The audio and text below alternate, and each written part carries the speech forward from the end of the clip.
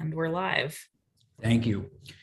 Welcome back to Senate Education on Wednesday, February 16th. It's 4:05, and I'm pleased to have with us Ms. Solsa and Ms. Schultz. Thanks so much for being with us for RAD's Advocacy Day. I suspect you're probably making your way through a bunch of committees, and we're happy to have you in Senate Education. We had one individual canceled, and I'm not sure if Ms. Morris was going to join us or not. She's not. Okay, all right.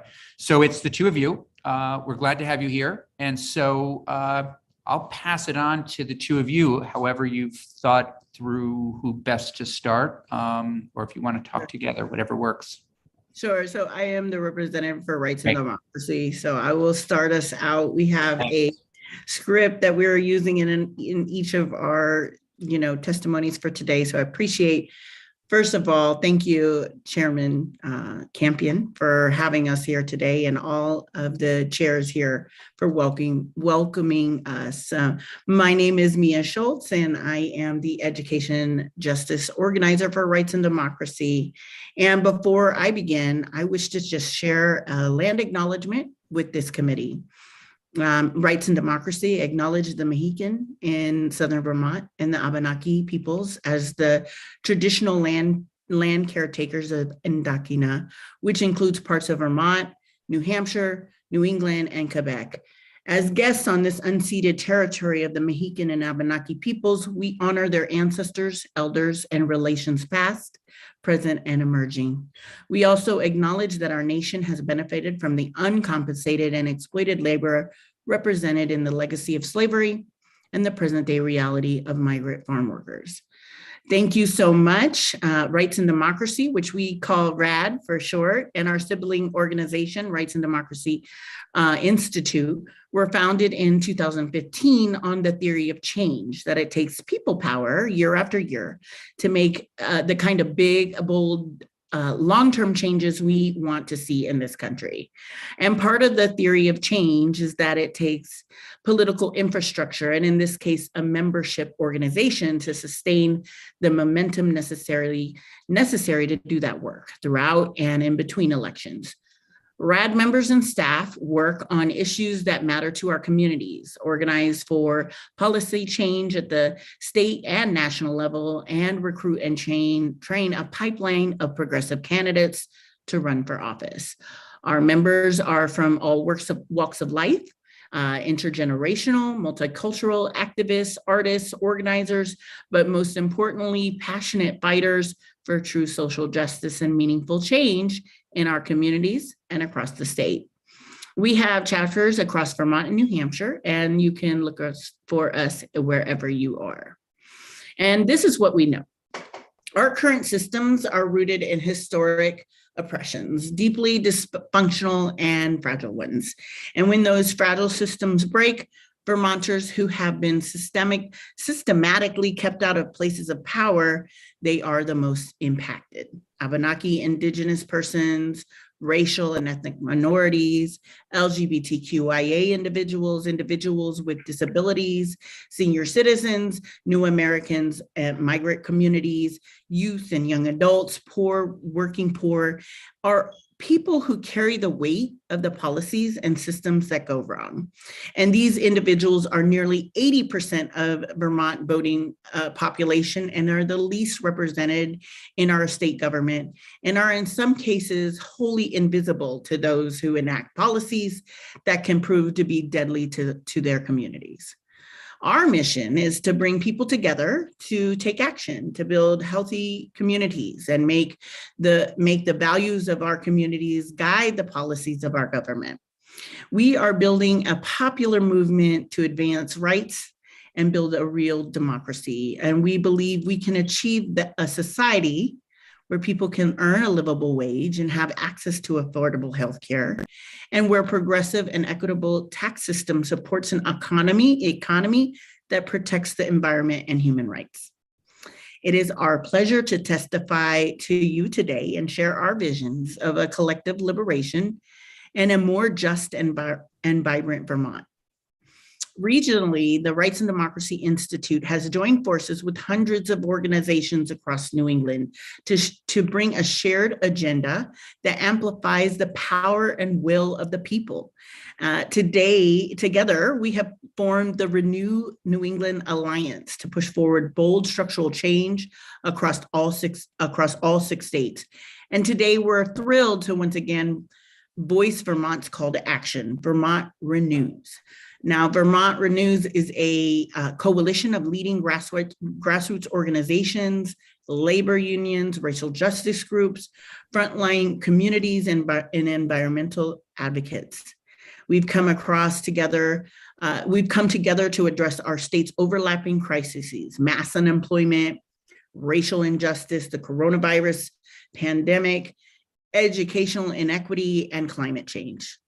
And in Vermont, we are led in our response to these intersecting crises by a BIPOC-centered advisory group of experts who are guiding this process and the policy proposals that will help each of us with our climate goals. Currently, we are diligently working on innovative policy proposals in the areas of environmental justice, housing justice, education equity, food justice, green justice zones, and criminal justice.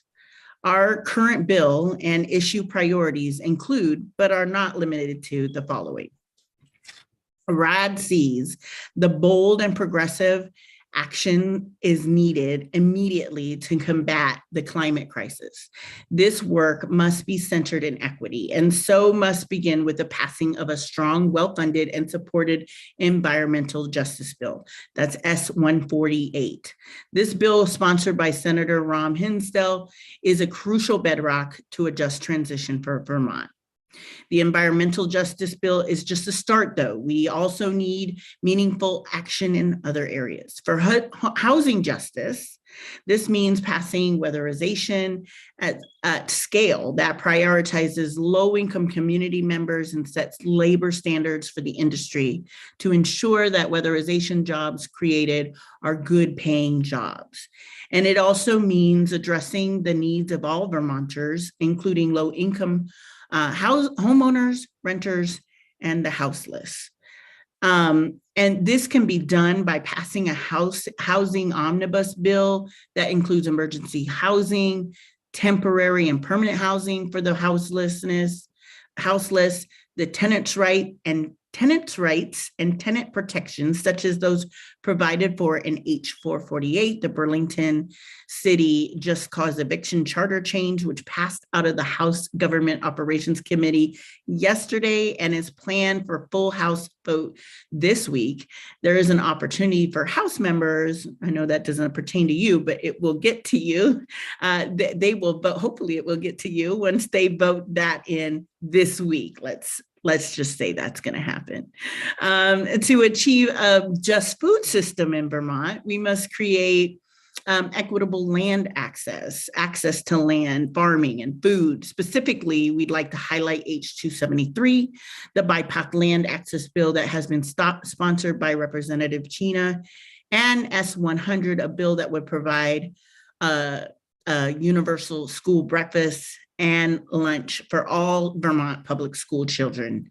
The Vermont Universal School Meals legislation needs to be passed as soon as possible so that all Vermont school districts can plan next year's school budgets. We also know that some of the best experts on what is best for our communities are the community members themselves. So we are highly prioritizing H440, a bill to create green justice zones. This initiative will use data mapping, community design, and a participatory budget process to support community revitalization in communities who have experienced the most harms by the current climate crisis. And when it comes to our public education system, we have a long way to go to make all Vermont schools equitable and welcoming for all students. We need to ensure full implementation of the Act 1 process to advance curriculum equity, remove police from schools, and develop an educational funding system that is as equitable as possible.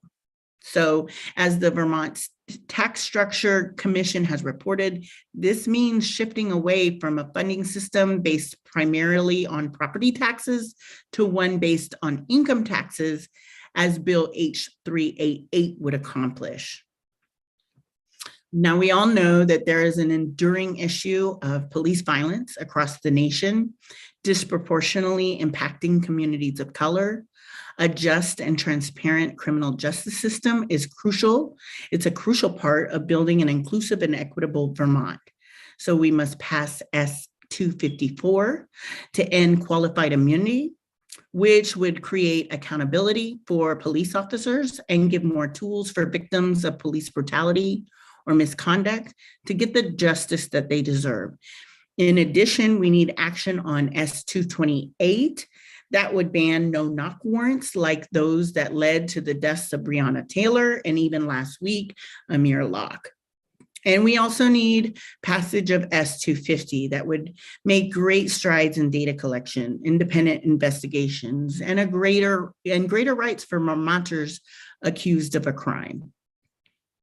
And of course, we are ever present for the many other conversations related to social justice issues relating to building a Vermont in which all of our community members can thrive and flourish, including the sub-minimum wage for tipped workers, passing a comprehensive opioid crisis omnibus bill, and advancing workers' rights in Vermont through legislation, including the card check bill and the prevailing wage bill. It is important that we lift the voices of the people. And today I'm joined by one of our amazing leaders. And today over 24 individuals are speaking their truths in committees throughout this legislature. And I just ask that you hear their stories, honor their courage in testifying, and support the time that they're sharing with you today. Joining me today is Rights and Democracy supporter and ally, Kathy Solsa from Rutland. Thank you again for having us here. Thank you. Ms. Solsa, welcome. Hi, thank you. As Mia said, my name is Kathy Solsa and I live in Rutland City. And I want to thank you very much for this opportunity to speak with you today. I'd like to talk about S139, the bill that would prohibit public schools from having a mascot or team name that depicts or refers to a racial or ethnic group. I urge you to please pass this bill as it was originally proposed. I've been listening to the committee meetings on YouTube, and I think I can say safely that we all agree that Indigenous or racially themed mascots are harmful. We know this because organizations like the National Congress of American Indians, federally recognized tribes, local tribes, the American Psychological Association, and our own Native American students have told us this. These mascots are harmful to Native American students and non-Native American students by perpetuating negative stereotyping and prejudiced attitudes and fostering an unsafe learning environment. The cost of this is high. In 2020, the Vermont School Board Association and the Vermont Principals Association recognized this with statements and directives to change Indigenous and racially themed mascots where they exist in our public schools. Yet we still have more than 24 schools in Vermont with harmful mascots, with no plans to change them, and some communities loudly and staunchly opposed to a change. Clearly, a statement or directive is not enough. History has shown that often legislation is necessary to assure compliance. Think seatbelts, composting, plastic bags, all of which require legislation. And legislation has always been mandatory around topics of gender, race, physical and intellectual ability, and equity. The issue of eliminating Indigenous mascots has become so heated and divisive in some communities, and the pushback so intense, it has also become clear that there needs to be some accountability measures attached to legislation. Without accountability, I believe there are communities that will not comply. Since mascots are primarily related to sports teams, it seems the natural consequence to non-compliance would be ineligibility to participate in BPA-sanctioned sporting events. The bill provides 3 years to make the change, more than enough time to comply. Please note, so long as a school complies, consequences are not an issue. In Colorado, mascot legislation was enacted in 2021, and schools were given 1 year to comply. Non-compliance results in a $25,000 per month penalty thereafter, with these funds going into the state's educational fund. Vermont's 3 years to comply with a natural consequence for non-compliance seems very fair. Our children will not be hurt if the adults do the right thing and change harmful mascots. Please pass this legislation as it was originally written so that our Native American and non-Native American children have a safe educational space to learn and grow into active, engaged citizens. Please stop the ongoing harm of Indigenous and racially themed mascots and team names. Thank you. Thank you. Committee questions or comments? And then I do have my own personal little statement. The one I Yes. did before was Yeah, Brad. go ahead. This is Mia. Mia, the constituent in your area, Chair Campion, same thing, right? So I would just like to say a few words as well, because this committee and the laws and that you pass through this committee, or the legislation that you pass, is so deeply part of my work, not just as an education justice organizer, but as the Rutland area NAACP president, and as a mother of kids who identify as Black, as queer, and as disabled. So this is important for me and significant for me to be in this space with you. So thank you for hearing me. It's a very short statement because a lot of times I find myself in committees like this and really feel like I'm almost begging for everyone to see our humanity, right? And because this is what this is about. It's about being seen as humans. So I was thinking about a question that I've often been asked, and a lot of people of color are asked, when's the very first time that you recognized or saw racism, like that blatant, covert racism? There's not really a data or a poll that's been taken on that, but just in conversations and articles from other people of color, I see a prevailing answers, some three. One of them, which is in school. That's the very first time they encounter blatant, overt racism. In athletic participation, which often happens in school. And the third being with police and policing.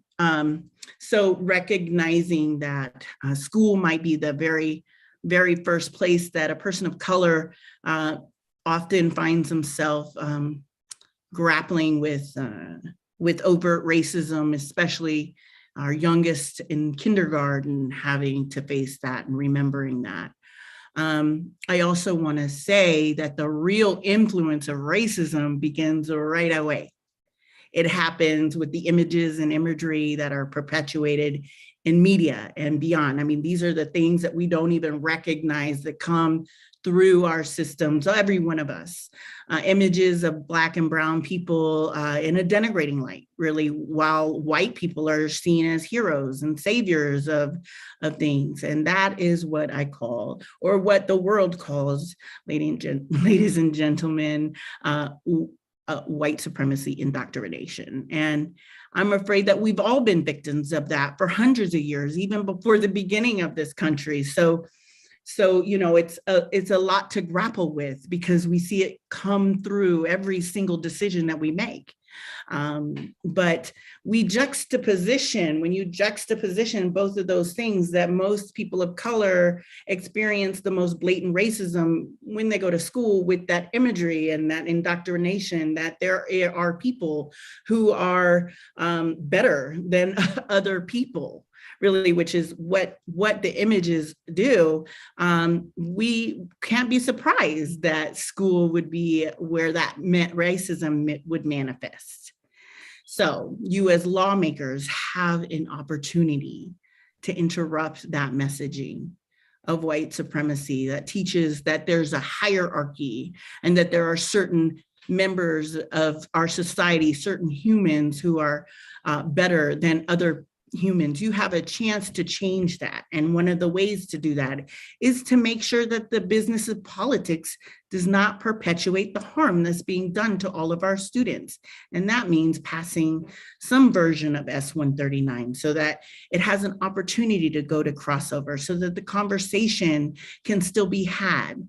And this legislation helps.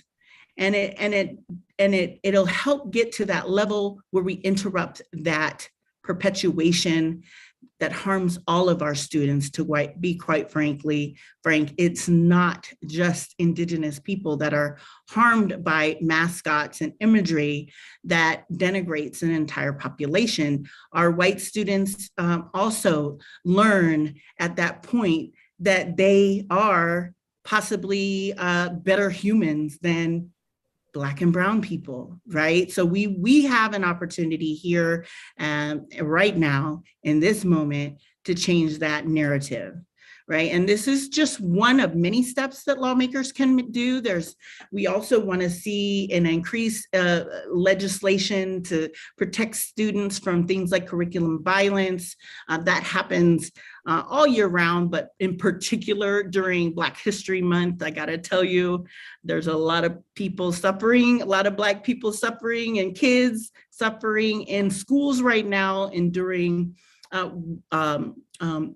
well-intended lessons regarding Black history, which is American history, but they end up being harmed in the process. So we would love to continue conversations that would protect these students from that sort of curriculum violence, and also legislation that provides teachers and staff with ongoing professional development, including cultural humility.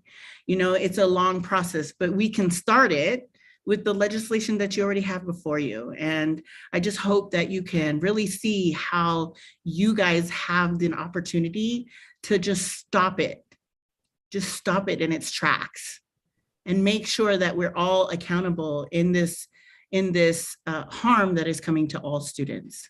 So thank you all for listening, and we're welcome to hear any kind of comments or questions you might have. Yeah, thank you both for that. This is the committee that, and it would be great to have you come back and talk to us, and maybe we can have some conversations offline around people that we should have back in to talk to us and educate us around curriculum violence, what's happening right now during Black History Month, things that, working to make sure that what needs to be happening in the classroom is happening in the classroom, trainings, that kind of thing. In fact, I could see really an entire bill put together that would work on help us to do this important work. So I really appreciate you raising that, all of that. Senator Perschlick, did you have a question or a comment? No, okay.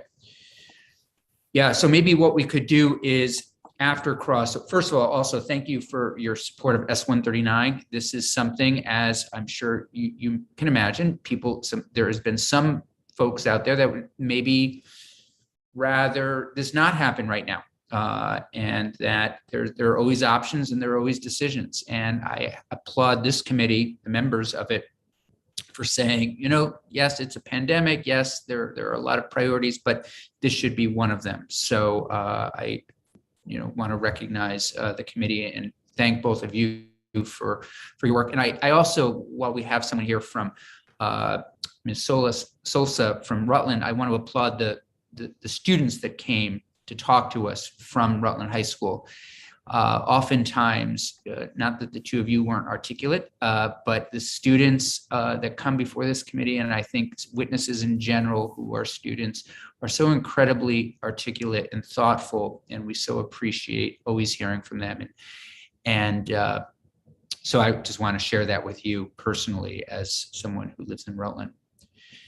So yes, let's continue the conversation. It'd be great to have some time with one or both of you, one of whom lives close to me, and during town meeting week, maybe make some plans for how we might go forward to address, come up with a bill that would address a number of things that the two of you outlined.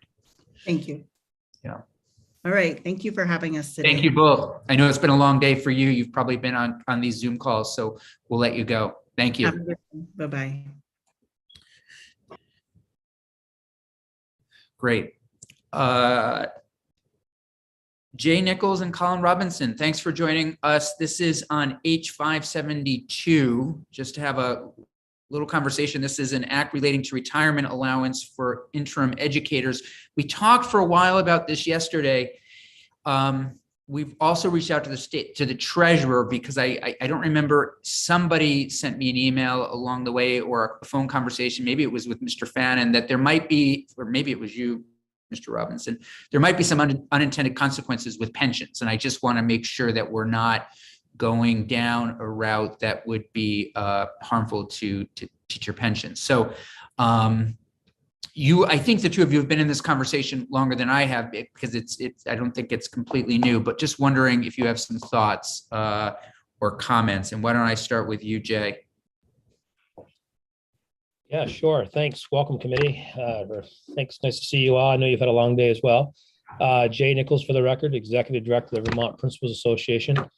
So full disclosure, I wrote this bill probably 2.5, 3 years ago.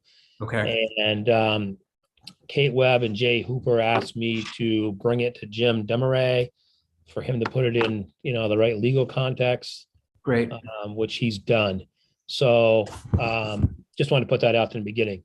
Just a couple of quick comments.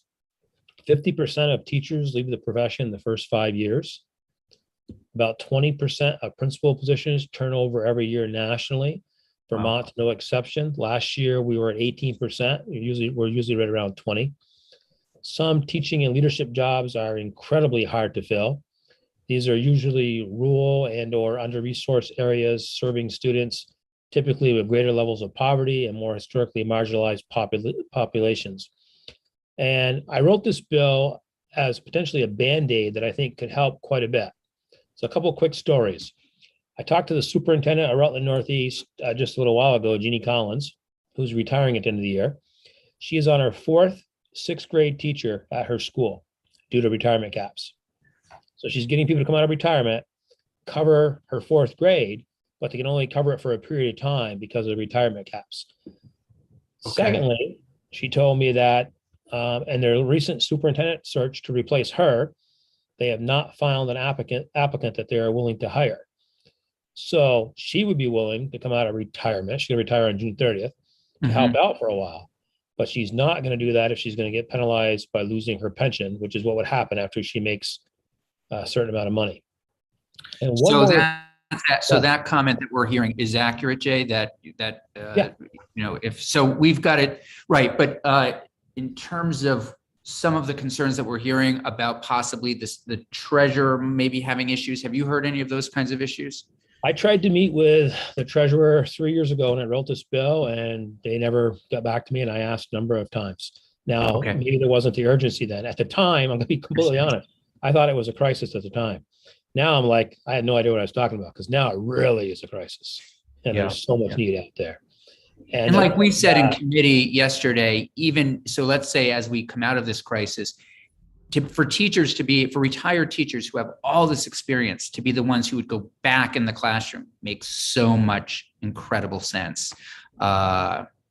And the other example I want to give you is the example of Steve Owens, who used to be on Colin's executive board. Is that what you guys call it, Colin? Yeah, executive board. Then became a principal. Joined the side of the Angels. Just kidding, Colin. And he retired a little early because he was worried about the pension situation. So he retired. And then he came out of retirement, or not out of retirement, but he came in and he subbed for a principal in the same school district where he used to work, not the same school, who was out on a maternity leave. He covered for her. And then when she came back to the school, the principal of his old school, Albany School, quit right in the middle of the year. And he could not go and sub, even though he wanted to, because he'd already made too much money. He would have to pay money out of his pension. So what happened is every dollar he earned, he would lose in his pension.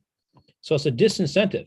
Had he decided to work for Walmart or become a state legislator or come work for me at the VPA, he could have made as much money as he wanted to. So what we're saying here is allow these people to come out to fill hard to fill jobs. Have some kind of mechanism where the AOE has to approve it and the superintendent has to sign off on it. Hire them for 1 year. And I know some people have said 2 years, whatever you decide you want to do. Let them staff that position and still get their pension. At the same time, the way that I wrote this bill originally, they would be paying into the pension fund. So as they're getting their new income for taking the job of being the 4th grade teacher, they're paying into the pension fund. So they're actually helping the pension fund by providing more resources to the pension fund.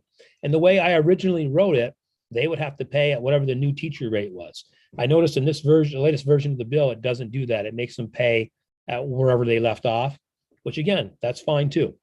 But the idea is that it would hurt the pension fund. Somebody's going to have to show me how that's true, because I think it's exactly the opposite. Okay.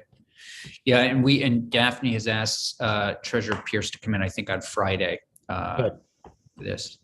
Mr. Robinson, actually, Senator Chinden, why don't you jump in? I think you had a question.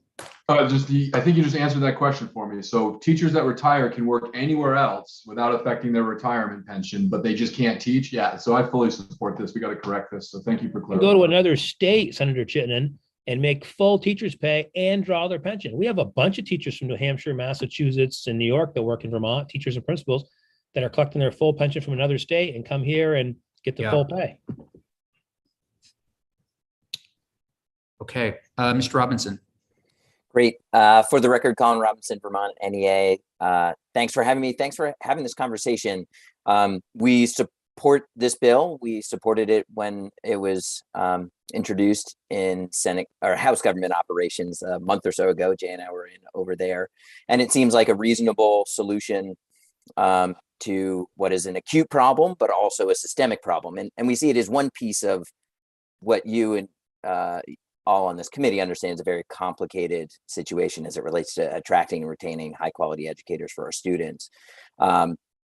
And so to that end, I will say that one of the charges and one of the things that the pension task force looked at over the past year was different incentive constructs. How do you keep people in the profession longer? And one of the things that we looked at wasn't this specific proposal, but there were kind of echoes of it, where you have folks that are still paying into the system while not increasing their pension benefit. And in House Government Operations, the Treasurer's Office was present, as Jay will remember, but they didn't really speak to the underlying bill. And we don't also similarly, it's been because, of course, we engage in conversations with the Treasurer's Office around pension conversations. It was flagged for us that they had something, but we are unaware of sort of the specifics. And I also will say, as a general matter, I think that often when people retire, they retire for a reason, right? And many teachers, whether they're administrators or principals or classroom educators, they want to go and just retire, and there are going to be, but there will be some who will step into these critical positions and continue to serve their communities. Yeah. And so I also don't think we're talking about hundreds of people. I think we're talking about a relatively small number of folks that this would have a substantial impact, not only for them, as well as the students and communities that they're looking to serve. One point, because I caught up on your testimony from yesterday, the language around the cap that is an allowable income for a member of the state teachers retirement system to receive and not be penalized or return their pension, it's 60% of the average teacher's salary for the year. So on the treasurer's website, they put out a document effective January 1st of this year. That would be just over $39,000. So if a retired teacher comes back to work in some capacity in a school in a teaching position, they could make up to $199 without penalty. But as soon as they trip over that amount, they are essentially, I believe they have to repay their pension, and then they're no longer on sort of that, they're no longer collecting their pension at that point. That's helpful. Yeah.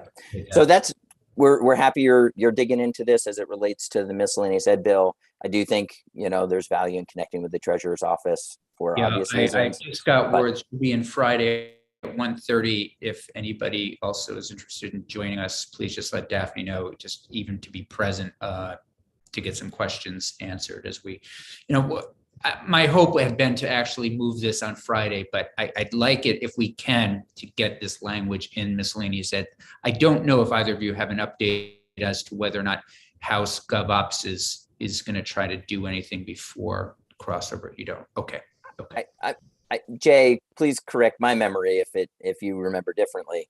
But I feel like after the conclusion of the substantial conversation, it was about an hour and a half, and we were there with Patrick Halliday from AOE talking about retiree licensures and the treasurer's office, and the chair, Representative Copeland-Hanzis, said, this seems reasonable. We want to move forward with it.